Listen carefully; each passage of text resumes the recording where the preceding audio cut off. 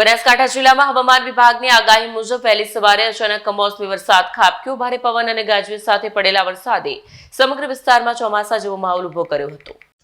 બનાસકાંઠા જિલ્લામાં કમોસમી વરસાદ નોંધાયો છે। ખાસ કરીને ડીસા શહેરમાં છેલ્લા 1 કલાકથી સતત વરસાદ વરસતા નીચાણવાળા વિસ્તારોમાં પાણી ભરાયા હતા। અચાનક આવેલા માવઠાના કારણે ખેડૂતોમાં ચિંતા ફેલાઈ છે। ખેતરમાં લણણી માટે તૈયાર અથવા લણણી કરેલો ઘઉંનો પાક પલળી ગયો છે। સાથે જ તમાકુ જેવા પાકોને પણ નુકસાન પહોંચવાની શક્યતા છે। ખેડૂતો માટે મોઢામાં આવેલો કોડિયો છીનવાયો તેવી પરિસ્થિતિ સર્જાય છે। ડીસા માર્કેટયાર્ડમાં પણ કમોસમી વરસાદની અસર જોવા મળી। વેપારીઓ દ્વારા ખુલ્લામાં રાખવામાં આવેલી બાજરી અને રાયડાની બોરીઓ વરસાદના કારણે પલળી ગઈ।